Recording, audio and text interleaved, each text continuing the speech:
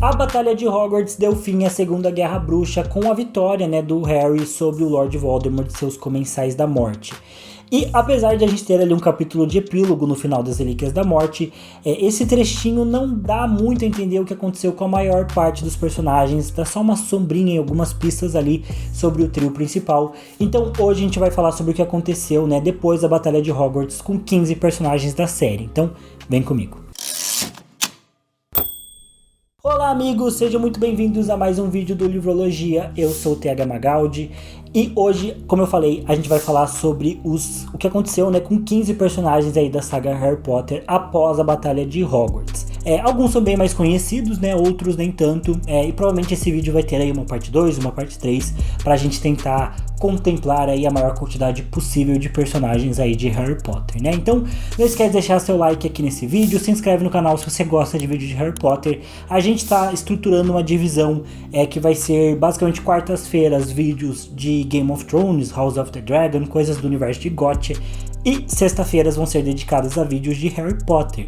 Então se você curte Harry Potter, se você curte os livros, se você curte os filmes, ou se você curte Hogwarts Legacy, que vai estrear aí no futuro também, já se inscreve aqui no canal que a gente vai ter muito conteúdo aí sobre o mundo bruxo.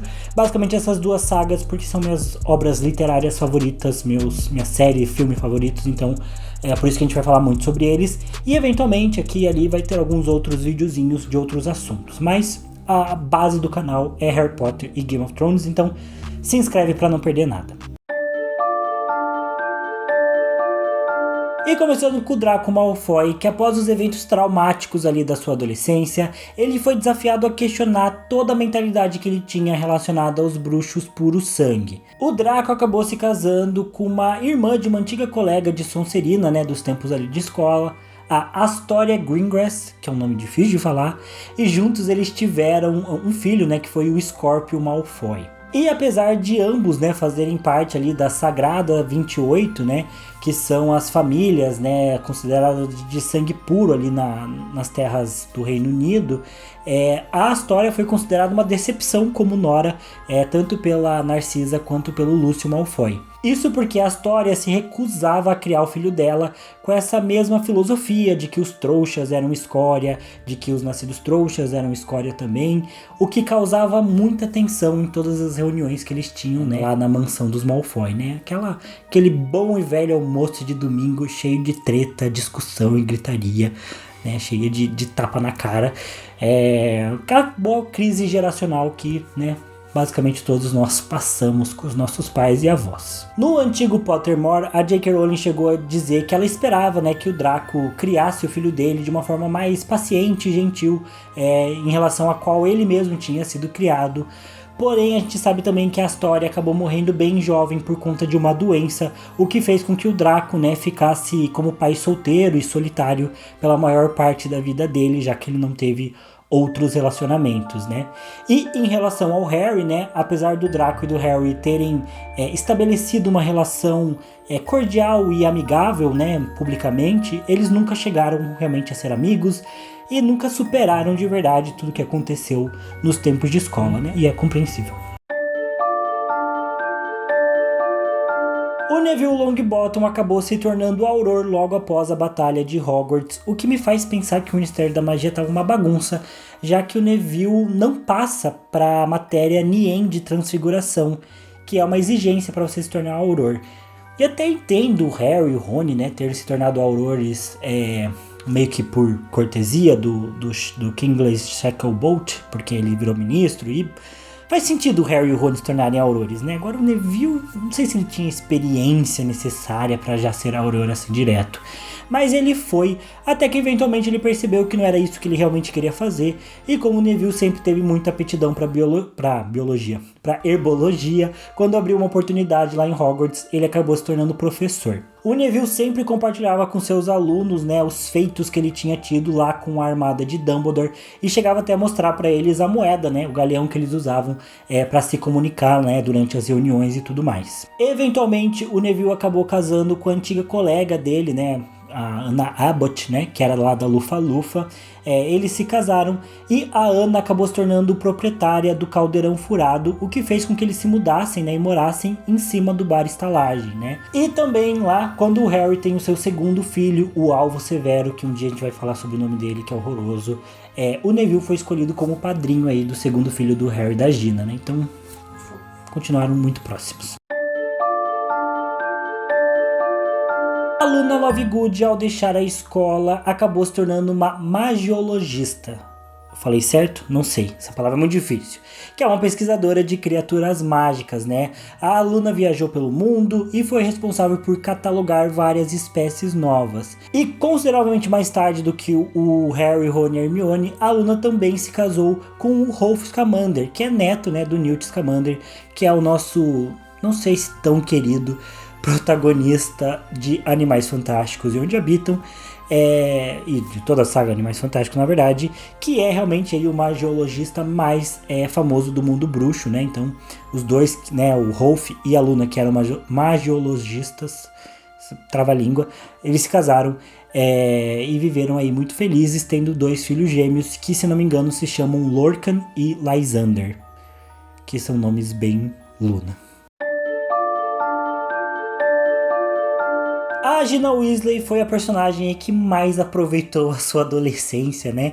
Beijou tudo quanto era boca que podia beijar, mas no final das contas acabou ficando com o prato principal, né, ali de Harry Potter, que é o Harry, né? Acabou casando com ele logo após aí a batalha de Hogwarts. Eles voltaram a se relacionar, se casaram e juntos tiveram aí 3 filhos, né? O Thiago Sirius, o Alvo Severo e a Gina Luna, que inclusive... Não, Gina Luna não...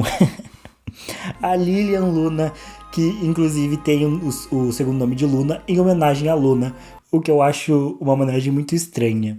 Se o seu amigo ainda tá vivo, você dá o nome dele pro amigo. Mas, enfim, né? O pessoalzinho... quiseram homenagear a Luna, tá certo, problema deles. Muito grosseiro, né? Problema deles. Melhor do que homenagear o Snape. Realmente, obrigado, amor. Fez todo sentido agora na minha cabeça. Depois dos eventos ali da Batalha de Hogwarts, a Gina fez parte, né, do time profissional da Harpias de Holyhead, jogando quadribol, né?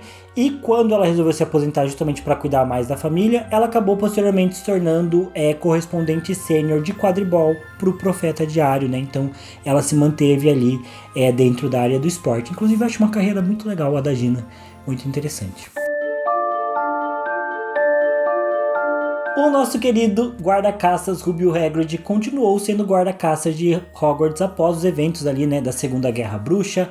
Inclusive a gente tem uma citação dele ali no epílogo de As Relíquias da Morte, quando o Harry fala para os filhos dele que o Hagrid tinha chamado eles, né, convidado eles para tomar um chá, né, no final de semana, durante a primeira semana deles ali em Hogwarts. Então a gente sabe que o Hagrid continuou dando aula, continuou sendo professor ali de Hogwarts, até porque o que o Hagrid mais amava mesmo são as criaturas mágicas, eram os animais fantásticos, né? Então faz todo sentido ele continuar nessa carreira que sempre foi tão importante para ele, né? A J.K. Rowling também disse que o Hagrid nunca se casou, nem teve filhos, e que ele até tentou realmente um romance ali com a Maxine, né? Que é a professora, a diretora de Bombatonks, né?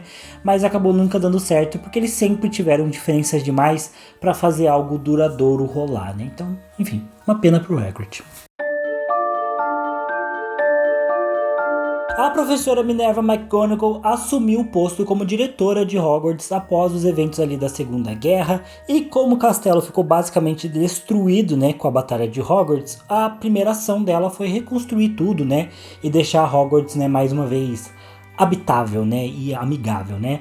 Ela foi condecorada, né, com a Ordem de Merlin primeira classe por sua lealdade inabalável à Ordem da Fênix, e até mesmo chegou a ganhar um cartãozinho, né, no sapo de chocolate. Como bruxa, ela se tornou aí parte, né, da história, né, do mundo da magia, sendo muito reverenciada e sendo considerada, né, uma das melhores diretoras que Hogwarts já teve. Outro membro da Ordem da Fênix que teve aí um upgrade de carreira após a Segunda Guerra Bruxa foi o Queen Shacklebolt, que acabou se tornando ministro da magia. Ele foi um ministro muito importante porque ele fez parte, né, da reforma que rolou no Ministério da Magia após a Segunda Guerra, e ele criou algumas leis importantes como a proibição, né, do uso de dementadores em Azkaban. Foi ele também que chamou o Harry e o Rony para serem aurores, né, logo após ali a batalha, sendo que eles não tinham terminado a escola. Isso também foi importante porque eles ajudaram a revolucionar, né, o jeito com que os aurores agiam no ministério e a mudar, né, realmente a forma como que o Ministério da Magia trabalhava, que a gente vê ali na saga Harry Potter, que é uma mentalidade bem arcaica, que tem vários problemas que são mostrados durante a história. Então o Queen foi muito importante para trazer reformas, né, e uma melhoria ali para o Ministério da Magia. Agora, olhando do outro lado da moeda, uma personagem que estava no Ministério da Magia e que saiu dele, né, de uma forma muito justa, foi a Dolores Umbridge, que é provavelmente aí a personagem mais detestada de toda a saga Harry Potter. Além de péssima professora de defesa contra as artes das trevas e de alta inquisidora de Hogwarts, caso vocês não lembrem, ela também foi, né, chefe da comissão de registro dos nascidos trouxas entre 1997 e 1998, durante o governo do Pio Tiknes, sobre ali o regime falso, né, o regime marionete, né, o puppet state, né, que o Voldemort faz ali no Ministério da Magia. Ela foi responsável por julgar e prender injustamente vários nascidos trouxas, jogando eles em Azkaban, né? E criando uma situação bem ruim ali em toda a comunidade mágica, já que como vários bruxos nascidos trouxas ficavam sem a posse das suas varinhas, a gente vê numa cena, né, em que o trio passa ali pelo beco diagonal, que isso gerou uma onda de pobreza de bruxos que não conseguiam usar magia, então não conseguiam mais viver basicamente, né? Tiveram suas identidades roubadas, né, pelo ministério, gerando uma crise de pobreza, né, ali no mundo da magia, que é algo bem interessante ali da saga Harry Potter. Porém, todavia, entretanto, com a queda de Lord Voldemort e com o Queen Shacklebolt chegando ao Ministério da Magia, ele faz várias reformas, como eu já mencionei, e ele também acaba prendendo a Dolores Umbridge, que é enviada para Azkaban por conta dos seus crimes cometidos contra os nascidos trouxas. Agora, o mistério aqui é como a Dolores Umbridge consegue voltar para o Ministério da Magia entre o livro 5 e o livro 6, né? Então, depois de ela ter feito todo o fiasco, né, como alta inquisidora de Hogwarts, o Rufus Scringer ainda coloca ela no cargo antigo dela, né, de assessora, né, do ministro, né, assessora sênior do ministro lá. E aqui tá um dos exemplos de como o Ministério da Magia era antiquado, né? Essa mulher nunca tinha que ter voltado para o Ministério. Mas, enfim, aconteceu e deu no que deu. Outro personagem do Ministério da Magia aí que também teve a carreira arruinada foi o ministro Cornelius Fudge, que mostra aí, né, os males do negacionismo. Entre 1990 e 96 ele é o ministro da magia e ele foi um ministro decente na medida do possível, e a gente vê ele, né, como ministro da magia durante a maior parte ali da vida escolar do Harry. Porém, a sua relutância em aceitar o retorno do Lord Voldemort e também a sua vontade, né, de perseguir quem falava a verdade acabou custando a sua carreira, porque quando é revelado que o Voldemort realmente retornou e que o Dumbledore estava certo, o Cornelius Fudge acaba perdendo o cargo de ministro da magia, ele acaba se tornando um assessor ali do Rufus Scringer, sendo que isso não era um cargo que ele gostava muito, né? E posteriormente, quando o Voldemort toma o ministério, aparentemente o Cornélio acaba saindo, né, da vida pública e, né, a gente não tem mais muita informação sobre o que aconteceu com ele. Porém, é interessante lembrar que lá no quarto livro, né, no Cálice de Fogo, o Dumbledore faz um aviso, né, pro Cornélio, dizendo que se ele agisse naquele momento, ele seria sempre lembrado como um ministro corajoso e ousado, que foi responsável por lidar com a crise do Voldemort da melhor maneira possível. Mas caso ele vacilasse e se acovardasse, ele seria sempre lembrado como o cara que deu chance pro Voldemort destruir o mundo que eles tinham tentado construir até ali. E foi isso que aconteceu, né? Agora vamos falar um pouquinho sobre os Weasleys, né? O George Weasley nunca superou de fato a perda do Fred, que acabou morrendo lá na Batalha de Hogwarts. Ele eventualmente se casa, né, com Angelina Johnson, que inclusive foi uma antiga namorada do Fred, então, né, quem que não superou quem aí? E quando ele teve um filho, ele também deu o nome de Fred, né, pro filho, em homenagem ao irmão querido dele, né? Posteriormente, eles também tiveram uma filha chamada Roxane. E a J.K. Rowling disse que o George foi tão feliz quanto seria possível sem o Fred na vida dele. Ele continua trabalhando lá nas Genialidades Weasley e, eventualmente, depois de um período como Auror, o Rony passa a ajudar, né, o Jorge lá na loja, e a loja continua sendo uma fonte bem rentável de dinheiro durante todo o período que nós sabemos aí da história. Por outro lado, o Percy Weasley também volta aí para o Ministério da Magia após os eventos da Segunda Guerra, sendo que ele passa a chefiar o Departamento de Transportes Mágicos, é isso? Sim, Departamento de Transportes Mágicos, sob o governo ali do Queen Shacklebolt. Ele também acaba se casando com uma moça chamada Audrey e eles têm 2 filhas, a Lucy e a Molly, sendo que ele também homenageia aí a mãe dele com a segunda filha. O que essa galera gosta de homenagear uns aos outros, hein? Pelo amor de Deus. É interessante ver aí da história do Percy que ele sempre almejou ter um grande cargo no Ministério da Magia, sempre fez muito, né? Inclusive rompe com a família nessa expectativa de ter glória e poder ali dentro do Ministério, mas ele acaba nunca tendo um cargo de realmente relevância, né? O que é um pouco triste para a história do personagem, mas talvez seja merecido.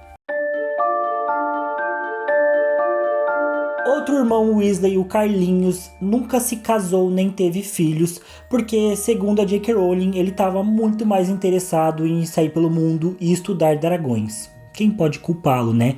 Segundo a autora, como ele também tinha muitos sobrinhos, ele nunca sentiu falta de ter filhos, né? O que faz bastante sentido, porque os Weasley gostam de ter filho, né?